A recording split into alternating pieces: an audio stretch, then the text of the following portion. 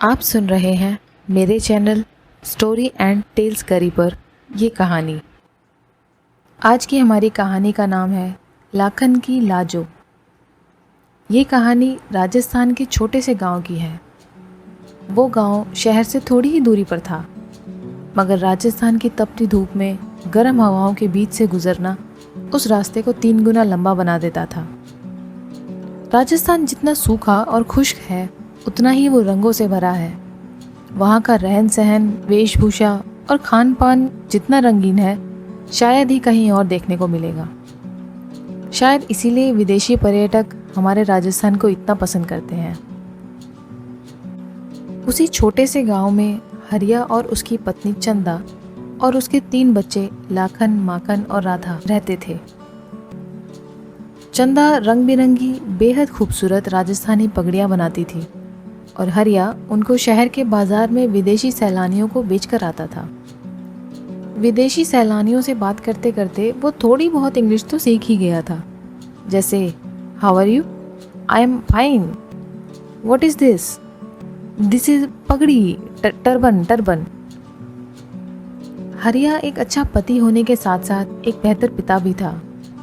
उसका सपना था कि उसके बच्चे पढ़ लिख कर शहर जाकर कोई अच्छी नौकरी करें, पर लाखन कुछ और ही मन बनाकर बैठा था। लाखन अभी सिर्फ 13 साल का था, मगर तीनों भाई बहन में सबसे बड़ा था। इसी बात का फ़ायदा उठाकर वो अपने छोटे भाई बहन को अपने बड़े होने की धौंस दिखाता था और उनसे अपने काम भी करवाता था। माखन उससे 2 साल और राधा उससे 3.5 साल छोटी थी। तीनों भाई बहन में केवल राधा ही पढ़ने में होशियार थी। लाखन का कुछ खास मन नहीं लगता था पढ़ाई में, पर वो अपना ज़्यादातर समय अपनी सबसे अच्छी दोस्त लाजो के साथ बिताता था। नहीं, आप जैसा सोच रहे हैं वैसा कुछ नहीं है। लाजो एक बकरी है जो हरिया ने 6 साल पहले अपने किसी दोस्त से खरीदी थी। हरिया का दोस्त गांव छोड़कर शहर जा रहा था क्योंकि उसको वहाँ एक अच्छी नौकरी मिल गई थी। इसी बात का फ़ायदा उठाते हुए हरिया ने वो बकरी काफ़ी सस्ते दाम में ख़रीद ली। इस तरह लाजो घर में आई। जब वो घर आई तो वो सिर्फ एक बकरी थी, पर लाखन ने उसको नाम दिया लाजो। लाजो भूरे रंग की थी और उसका दाहिना सींग टूटा हुआ था, पर देखने में वो बहुत सुंदर थी। लाखन, लाजो को भूख लगी होगी, जा ले जा इसको चराने के लिए, और देर मत लगाइयो, सांझ होने से पहले आ जाइए। चंदा आजकल दिन का आधा हिस्सा लाखन को डांटने में लगाती थी, क्योंकि जैसे जैसे लाखन बड़ा हो रहा था वैसे वैसे वो अपनी मर्जी का मालिक बनने लगा था। स्कूल से अक्सर उसकी शिकायत आने लगी थी और माखन और राधा भी घर वापस आकर माँ को लाखन की नई नई शरारतों के बारे में शिकायत करने लगते। एक शाम हरिया काम से घर लौटा। आंगन के एक कोने में पानी की एक बाल्टी रखी हुई थी। वहाँ अपने हाथ मुंह धोकर वही बगल में रखी हुई चारपाई को ज़मीन पर बिछाता है। उसके दाहिने तरफ चूल्हे पर खाना पकाते हुए चंदा बोली, मारे ते समझ को नहीं आता, इस छोरे का क्या करूं, अब आप ही समझाओ इसको। थोड़ी सांस तो लेने दे चंदा। ऐसा कहते हुए हरिया चारपाई पर लेट जाता है। चंदा और ज़ोर ज़ोर से बर्तन बजाकर खाना बनाने लगती है।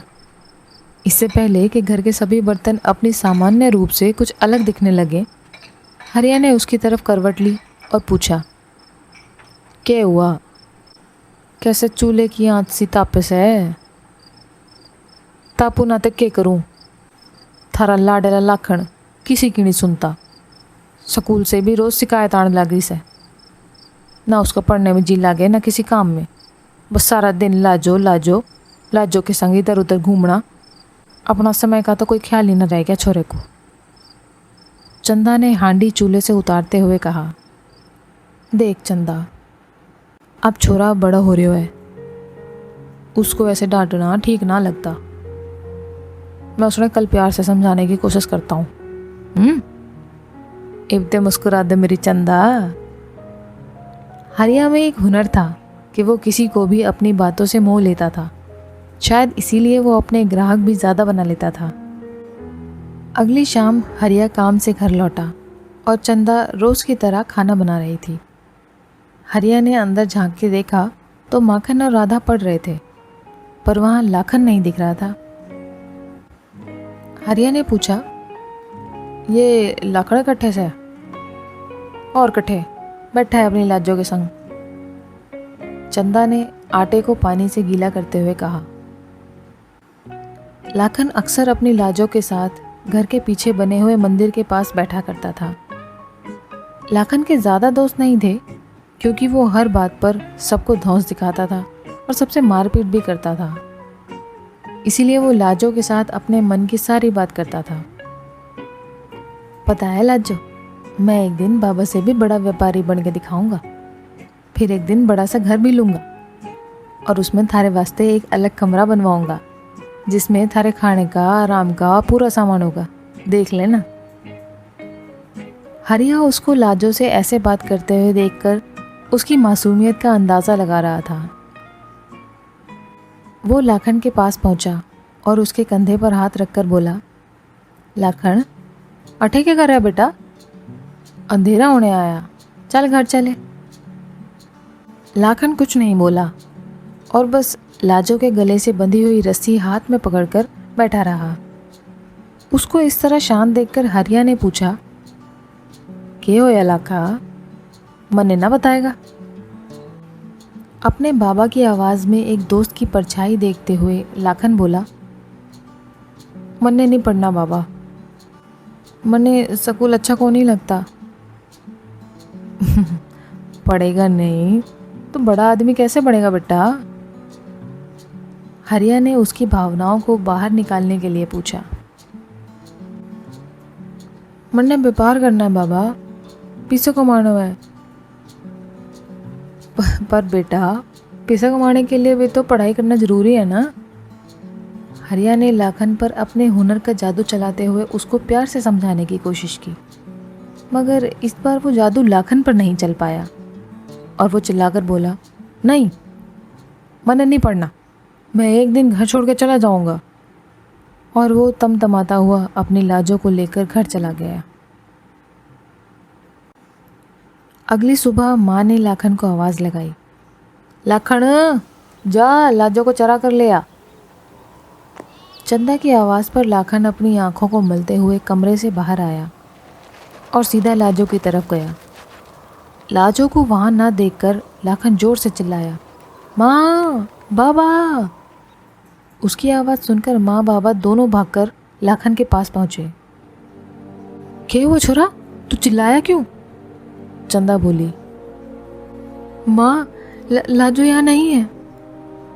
लाखन ने घबराते हुए बोला, लाजो, लाजो, कटे गई, लाजो।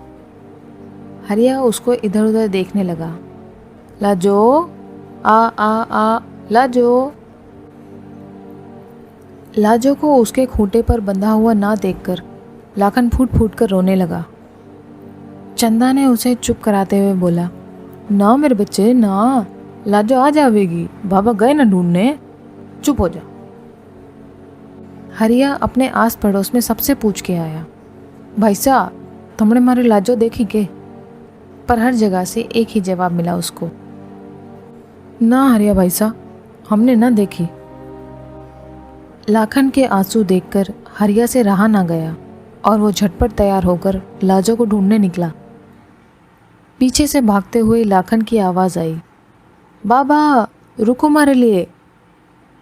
लाखन को अपने पीछे आता देख हरिया रुक गया और बोला, तू घर जा बेटा, मैं थारे लाजो को लेकर आऊँगा ना। नहीं बाबा, मैं भी थारे संग चलूँगा। लाखन की रुआसी आवाज़ हाँफते हुए शब्दों के साथ निकली। हरिया ने उसका हाथ कस के पकड़ा और दोनों निकल पड़े लाजो को ढूंढने। हरिया ने अपने साथ थोड़ा पानी और कुछ रुपए रख लिए थे। शायद उसको हालात की गंभीरता का अंदाज़ा हो चुका था। रास्ते में उन्हें जो भी मिलता उससे लाजो के बारे में पूछने लगते, मगर किसी ने उसको नहीं देखा था। ढूंढते ढूंढते काफ़ी समय हो चुका था। सूरज अपनी पूरी गर्मी दिखा रहा था। हरिया ने लाखन के माथे का पसीना पोंछा, जो उसके सर के बालों के रास्ते से बहता हुआ आ रहा था। ले बेटा पानी पी ले। लाखन ने 2 घूंट पानी पीकर बाकी का बचा हुआ पानी अपने बाबा को दे दिया। चलते चलते थोड़ी देर में दोनों शहर तक पहुंच गए। शहर के बाजार में हरिया की अच्छी जान पहचान थी। उसने वहाँ के दुकानदारों से पूछा कि क्या उन्होंने लाजो को कहीं आसपास देखा है, तो सबकी तरफ से एक ही जवाब आया, नहीं। फिर किसी ने बताया कि शहर में एक नया कसाई आया है और सुना है वो लोगों की बकरियां चुराकर उसको हलाल कर देता है। ये सुनकर लाखन का शरीर लगभग 50 के तापमान में भी ठंडा पड़ गया। उसकी ये हालत देखकर हरिया उस आदमी से बोला, अरे ना ना भाई साहब, ऐसा कुछ ना है, लाजो को कुछ ना होगा, चल बेटा। और वो लाखन को लेकर वहाँ से चला जाता है। भरी दोपहरी हो चली थी। गर्मी अपनी उफान पर थी, मगर उस गर्मी से ज़्यादा तपन उस आदमी की बात में थी। हरिया की नज़र अब बार बार लाखन की ओर जा रही थी। लाखन चुप था, पर उसके माथे की सिकुड़न सब कुछ बयान कर रही थी। ना बेटा, कुछ ना होगा थारे लाजो को, थारे बाबा का वादा है थारे से। लाखन ने हरिया को उम्मीद भरी नज़रों से देखा और अपने होठों पर बहुत छोटी सी मुस्कान दिखाते हुए उसने अपने बाबा पर भरोसा दिखाया। आज अपने बेटे की आंखों में उसके लिए भरोसा देखकर हरिया की खुशी दोगुनी हो गई और लाजो को ढूंढने की कोशिश ने रफ्तार पकड़ ली। अचानक लाखन के कानों ने कुछ सुना। उसके पांव वहीं जम गए। उसने अपने बाबा के हाथ की पकड़ को ढीला किया और उस आवाज़ के पीछे दौड़ पड़ा। उसको देख हरिया भी पीछे पीछे दौड़ा। लाखा बेटा धीरे। आवाज़ का पीछा करते करते लाखन एक पतली सी गली में घुसा जो आगे चलकर बंद हो गई। लाखन ने हाँफते हुए अपने कानों को थोड़ा तेज़ किया और आवाज़ की ओर ध्यान लगाने लगा। आवाज़ वहीं कहीं से आ रही थी। उसने देखा एक घर का दरवाज़ा आधा खुला हुआ था और आवाज़ वहीं से आ रही थी। हरिया भी वहीं उसके पास आकर हाँफने लगा। दोनों ने अपनी निगाहें उस दरवाजे की तरफ घुमाई। उनकी आंखों में लाजो से मिलने की बेचैनी बयां नहीं की जा सकती। लाखन ने अपने बाबा को देखा और इशारा किया उस दरवाजे की तरफ। हरिया ने अपनी रफ्तार पकड़ती हुई धड़कनों को काबू किया और उस आधे खुले दरवाजे को अपने हाथ से धक्का दिया। सामने एक भूरे रंग की बकरी बैठी हुई थी, मगर उसके दोनों सींग सही सलामत थे। ये हमारी लाजो ना है बाबा। लाखन के आंसू तो मानो तैयार थे कि अगर ये लाजो नहीं हुई तो हमें रोकना मत। हरिया ने फौरन उसको अपने सीने से लगाया। लाखन के रोने की आवाज़ हरिया के सीने ने अपने अंदर संभाली थी। सुबह से शाम हो गई, मगर लाजो का कोई पता नहीं। अब तो लाखन के आंसू भी सूख गए थे। लाखन बेटा चल, अब घर चल, माँ भी बड़े परेशान हो रही होगी। हरिया ने उसका हाथ पकड़ते हुए कहा। लाखन के पास अब और कोई रास्ता भी नहीं था। उसने बाबा का हाथ छुड़ाते हुए अपने कदम घर की ओर बढ़ा लिए। पूरे रास्ते लाखन ने एक शब्द भी नहीं कहा। ना वो रोया, ना चिल्लाया, ना ही अपने बाबा पर गुस्सा हुआ। हरिया भी उसको देखकर यही सोचता रहा, मैं अपना वादा पूरा न कर पाया, अब कैसे अपने बेटे का सामना करूँगा, कहाँ से उसको एक नया दोस्त ला कर दूँगा। वो भरोसा जो मैंने उसके मन में जगाया था वो कभी वापस ना आएगा, क्योंकि मैं लाखन की लाजो को वापस ना ला सका। घर से कुछ ही दूरी पर हरिया ने देखा चंदा दरवाजे पर उनके इंतज़ार में खड़ी थी।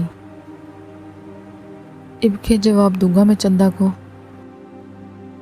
जब माखन और राधा पूछेंगे कि लाजो कटे है तो मैं क्या कहूँगा। चिंता से हरिया की नब्ज़ तेज हो रही थी और माथे का पसीना भी। घर के करीब पहुंचने पर उसने देखा चंदा अपने घाघरे का पल्लू मुंह में दबाए तेज कदमों से उनकी ओर चली आ रही थी। कटे रह गए थे तुम दोनों, मैं कब से थारी बाट देख रही थी। ऐसा कहकर चंदा ने लाखन को अपने गले से कस के लगा लिया। हरिया ने लाजो के ना मिलने का दुख किसी तरह अपने शब्दों में पिरोने की कोशिश की और बोला, वो लाजो। उसकी बात को काटते हुए चंदा लाखन की आंखों में आंखें डाल के बोली, थारी लाजो मिल गई लाखा। ये सुनकर तो मानो लाखन की जिंदगी वापस मिल गई। सच माँ, कटे से हमारी लाजो। चंदा के इशारे करते ही लाखन घर की ओर भागा। लाजो कटे मिली। हरिया की खुशी लाखन से भी दोगुनी हो चुकी थी, क्योंकि सिर्फ लाजो ही नहीं, उसका बेटा भी उसे वापस मिल गया। चंदा ने बताया, मैं लाजो के मिलने के लिए मन्नत मांगने गई थी तो मैंने देखा लाजो वहीं बैठी हुई घास खा रही थी, वहीं बिल्कुल मंदिर के बगल में। अपने बेटे को खुश देखकर हरिया और चंदा के चेहरे पर सुकून भरी मुस्कान आ गई। तभी लाखन बोला, बाबा मने माफ़ कर दो, मैं कभी घर छोड़ के नहीं जाऊंगा। और वो अपने बाबा के गले लग गया। आपको मेरी ये कहानी कैसी लगी, प्लीज़ कमेंट करके मुझे बताइए।